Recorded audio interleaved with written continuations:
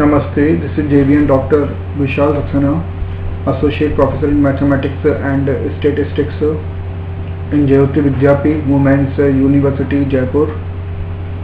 Today I am going to discuss on the module Type 1 and Type 2 error. This module, Type 1 and Type 2 errors of the hypothesis testing and statistical testing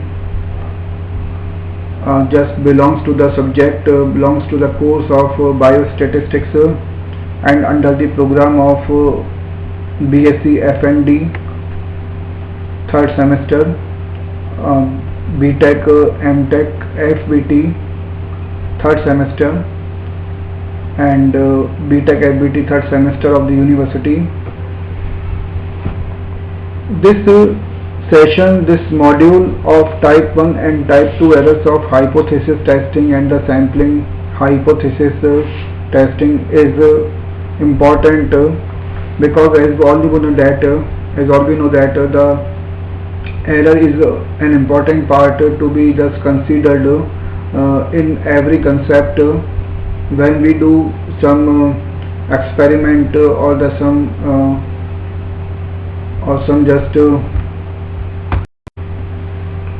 some kind of event or the experiment, then a kind of error may be generated and analysis of this error is very important because it will give effect on the result of our experiment. So that's why the today's session is important for the learning of errors and how can we just learn about that, how can we calculate our errors, and this is also an important part of the just for the research students, also for the research purposes. And with the Type 1 and Type 2 errors, just we will take also the part of the standard error in the hypothesis testing also, and these are the important topics for the purpose of our testing of hypothesis and getting of the results, whether the results are perfect or not. Because if the results are not up to the mark, then we have to just we are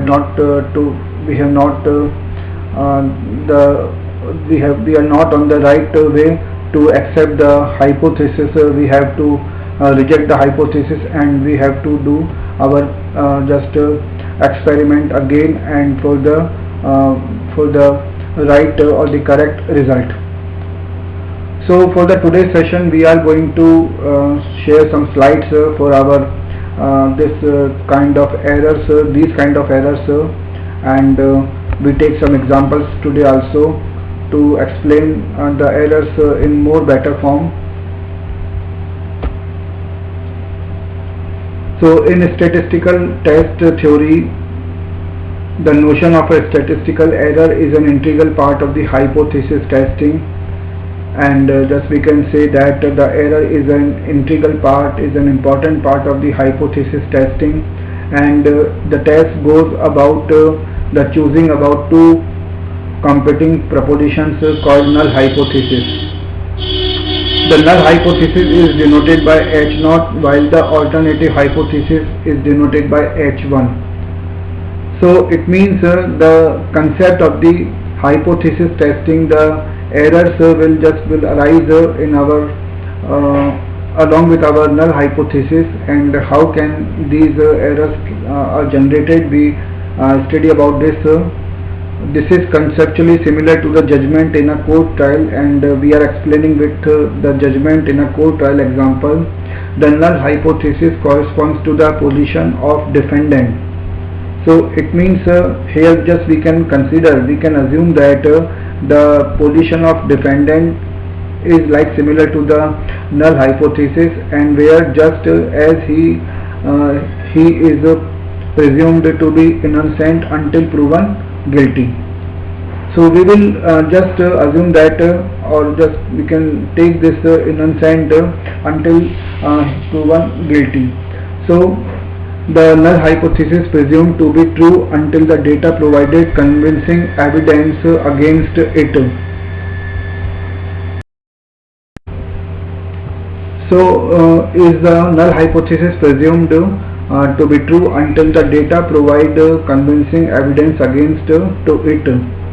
The alternative hypothesis corresponds to the position against the defendant, and this alternative hypothesis will be corresponding to the position will be the concept against to the defendant here.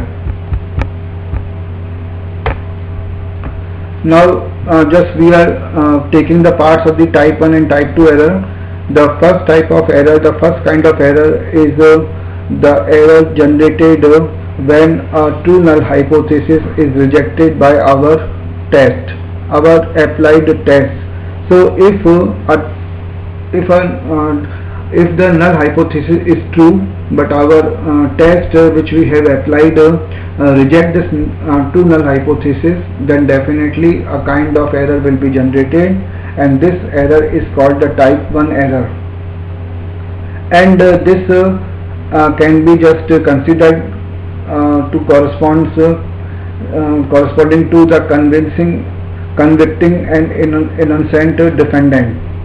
So this type of error corresponds to the convicting and innocent defendant, and just we can understand the meaning of this like here, when there is an innocent defendant and we convicting, then it is just like a type of the the type 1 error, where the hypothesis is true but our test is neglecting it. Our test is rejecting it.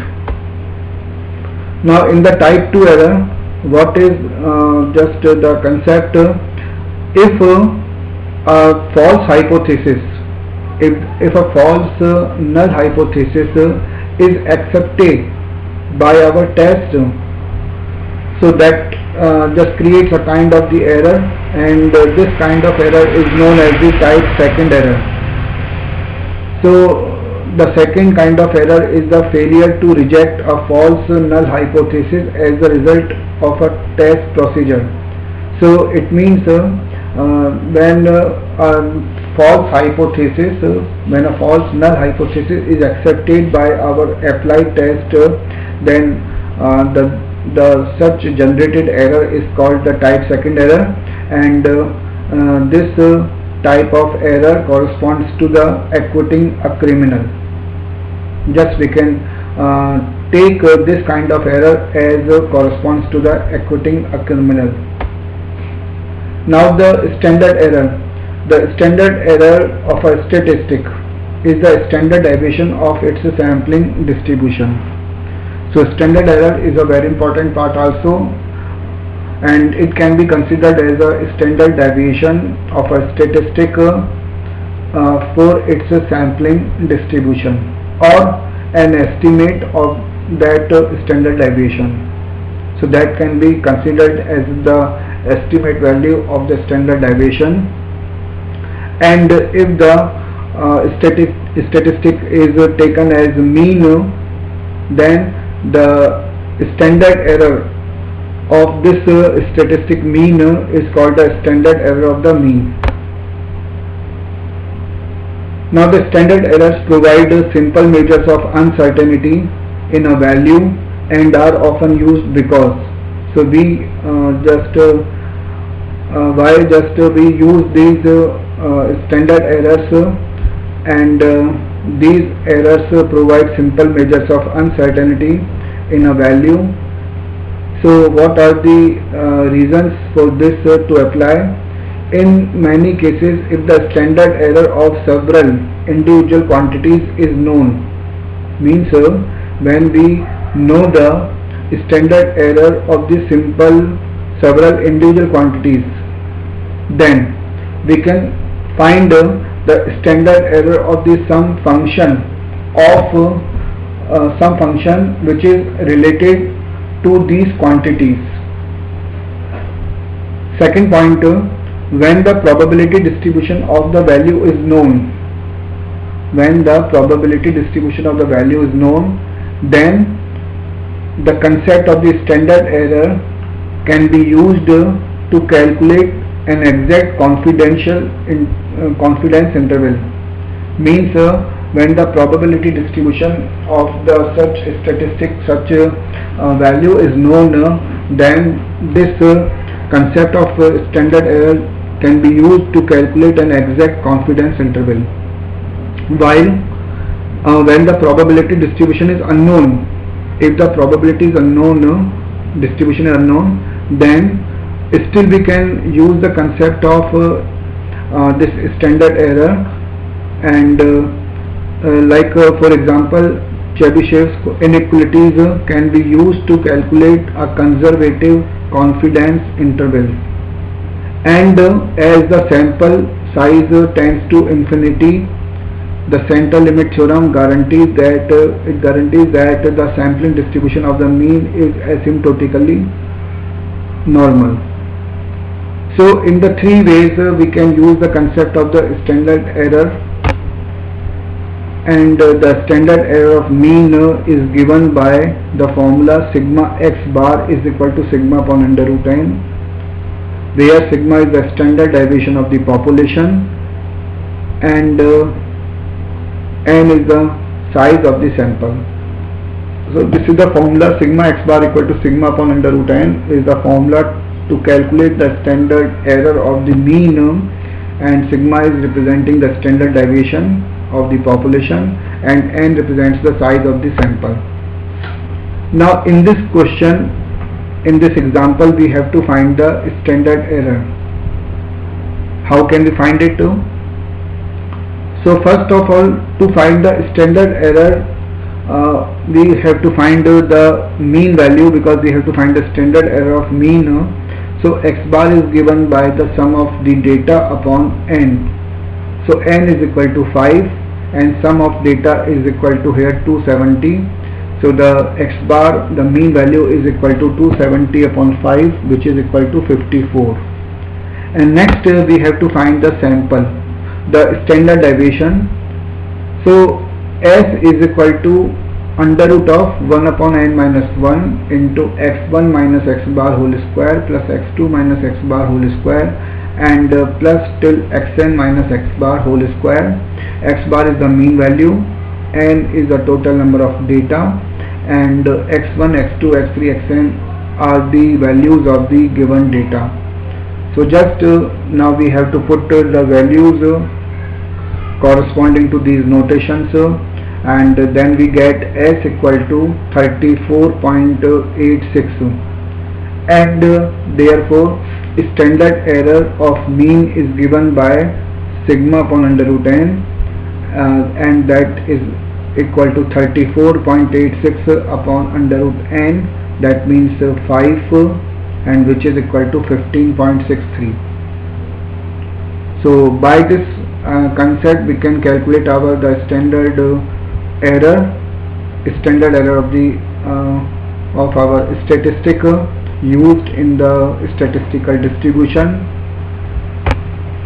So that's why these topics, errors and the standard error and type 1 and type 2 errors, are very important parts of the statistical approach, statistical hypothesis testing, and students are advised to prepare to learn these topics with concepts, to prepare these topics with concepts and the numerical portions, take numerical questions also, and take objective questions also for the competitive examinations, and just practice for such type of questions of error 1 and 2 type questions and standard error type of questions.